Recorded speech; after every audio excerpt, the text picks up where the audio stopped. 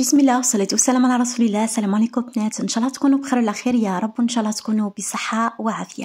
واليوم طليت عليكم بهذا الفيديو بعد غياب، كنت غاطسة مع الميناج والحمد لله اليوم كملت. اخر حاجة درتها هي نحيت هذه الشورى باش نديرها تغسل ونفرش الشورى جديدة. اكيد كي نفرشها رايحة ندير لكم فيديو عليها باش تعطوا لي رايكم فيها. وهنايا درت الشورى تاعي تغسل، استعملت هذا نايس بليس برائحة الخزامة. صدقوني البنات الريحة تاعو هايلة وتبقى في الملابس نتاعكم. دائما نغسل به اليدرا راح يخلي ريحه تاعهم هايله، حتى الزربيه والشورى. وثاني اكيد الملابس. وانتم وين وصلتوا في تحضيرات رمضان؟ انا في هذا رمضان ما وجدت والو، فقط درت ميناج للكوزينه لاني درت فيها بعض التغييرات. ان شاء الله في الفيديوهات القادمه نوريه لكم.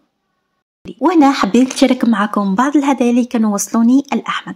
الحمد لله الله يبارك، كانت حصل على علامات ممتازة، وأيضا لأنه غير كما قبل 7 سنوات، وأيضا بمناسبة رمضان حبيت نهديله هدية لتكون قيمة وفي نفس الوقت يستفاد منها. والهدايا أكيد اخترتهم لاباج فراس اللي غنية عن التعريف، أكيد تعرفوهم بالألعاب تاعهم التعليمية والمفيدة. هنا حبيت نوري لكم واش وصلني. هنا دوك هذه نفتحها لكم، وهذيك الاولى نتاع الحيوانات في كل قاره، يعني كل حيوانات وين يسكنوا وين يعيشوا وفيها هذو الملصقات اللي فيها جميع الأذكار اليومية اللي لازم يحفظهم ابنك، يعني تلصقوا كل واحدة وين المكان تاعها المخصص. وأيضا فيها هذه اللوحة اللي تعلموا جسم الإنسان بطريقة تعليمية مبسطة. واهم حاجه في هذو الالعاب التعليميه نتاع فراس انه الجوده تاعهم ما شاء الله، يعني يدوم منهم لفتره طويله، مش اللي تشريها وثم يخسروا. شوفوا كيفاش جايه خشينه سوليد. وبما انه 7 سنوات حبيت ثاني في الهدايا تكون السجاده اللي فرح بيها ياسر اكثر حاجه فرح بيها هي هذه السجاده. لانه دائما يقول لي نصلي، نقولوا علمهم على 7 واضربهم على 10.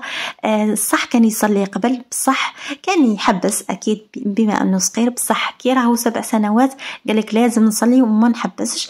اذا حبيت بما انه شفتوا شيق ياسر في الصلاه حبيت نهدي له هذه الصلايه كما راكم تشوفوا. كاليتي ما شاء الله، وثاني الالوان تاعها هايله تناسب الاطفال.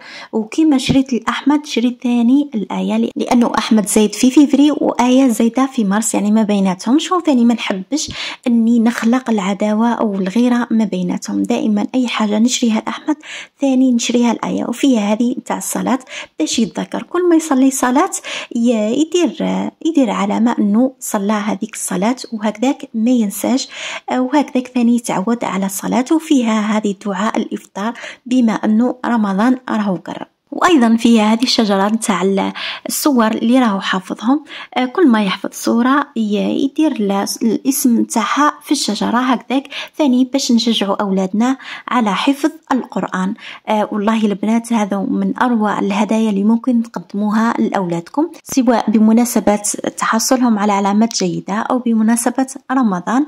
لذا ننصحكم بهذو الالعاب التعليميه نتاع لاباج فراس، منها يتعلموا وايضا منها يفرحوا بهم. كاليتي تاعهم ما شاء الله وراهي موضحه امامكم، وايضا اسعارهم في متناول الجميع.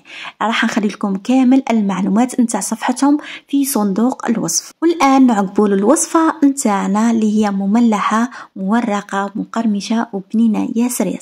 نعقبوا المقادير وطريقه التحضير. اول حاجه بديت بها هي العجينه، درت فيها 3 كيسان نتاع فرينه، ونصف كيس خميرة كيميائية ما يعادل ملعقة صغيرة ملح، والقليل فقط من السكر.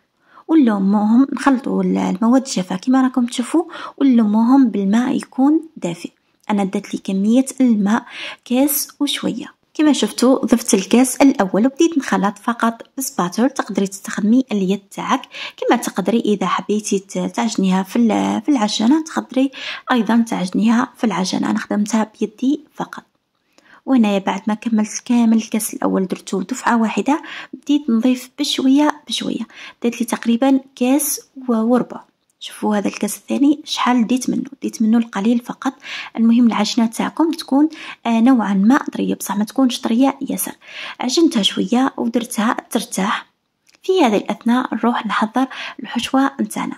عندي حبه بصل اللي كنت قليتها كما راكم تشوفوا في شويه زيت، لازم تخلوها تذبل مليح. بعد ما تبالي البصل زدت كميه قليله من اللحم المرحي. اذا ما عندكش لحم مرحي تقدري ديري قطعه من صدر الدجاج وترحيها. اذا ما عندكش في زوج تقدري تعوضيهم بالثوم. اكيد الثوم نضيفوش في هذه المرحله. من بعد زدت حبه جزر وقليت جيدا. من بعد نبدا نضيف التوابل. درت ملعقه صغيره طماطم مصبره، ملح، فلفل اسود، كركم، فلفل احمر حار اكيد اختياري، وثوم، توابل اللحم اذا متوفرين عندكم، وشويه راس الحانوت ما كثرتش. وعندي ثاني ثوم بودر. اذا ما عندكش ثوم بودر اكيد ضيفي الثوم العادي. اكيد الثوم العادي يجي احسن واحسن. قليت جيدا كما راكم تشوفوا. سكرت عليها، خليتها شويه باش نتاكد انه كلش طاب. اكيد تكونوا منقصين كامل للنار هكذاك باش ما تتحرقش. هنايا باش نزكي الحشوه نتاعي زدت شويه رز وزدت جبن ابيض وايضا زدت حشاوش مقطع رقيق. جربوا هذه الطريقه متاكده رايحه تعجبكم. حتى واذا كانت عندكم كميه قليله من اللحم بهذاك الرز بهذاك الجبن رايحين تزكوها وتخدم لك كميه كبيره. والله البنات يجي بنين بنين ياسر ياسر احسن من اللحم مرحي وحده. شوفوا كيفاش عن قرب هاو باين بالبنين تقدروا تاكلوا هكذاك وحده. والعجينه بعد ما ارتاحت لي يعني خليتها تقريبا ربع ساعه فقط قدر ما وجدت الحشو. هنايا نقسمها الى دوائر تكون صغيره. حاولوا انكم تكون ماذا بكم تكون اصغر من هكذاك باش تجيكم احسن واحسن. بعد ما ديروها دوائر خلوها تريح. كل ما ريحت كل ما تجيكم احسن واحسن. انا هنايا كنت خليتها ربع ساعه فقط، بصح من الاحسن تخلوها اكثر، على الاقل نصف ساعه. من بعد دهنتها بشويه خليط ما بين الزيت والمارغرين. ومن بعد درت كميه من الحشو ودرت شويه جبن مبشور. وطريقه العمل راهي موضحه في الفيديو. طبقها كما المسمى. بعد ما طبقتها كما راكم شفتوا ثاني دهنتها بهذاك الخليط اللي ما بين مارغرين وما بين زيت. كما شفتوا طريقه العمل سهله، العجينه ما كانش اسهل منها. وايضا الحشو ثاني بنين ياسر ياسر ياسر. هنايا دهنتهم بصفار بيض اللي درت له قطرات من الخل. كما تقدروا انا هنا يعني كنت راح نطيبهم في الفور. كما تقدروا طيبوهم عادي كما نطيبوا المسمن في الطاجين. من بعد رشيت عليهم سانوج وايضا جلجله.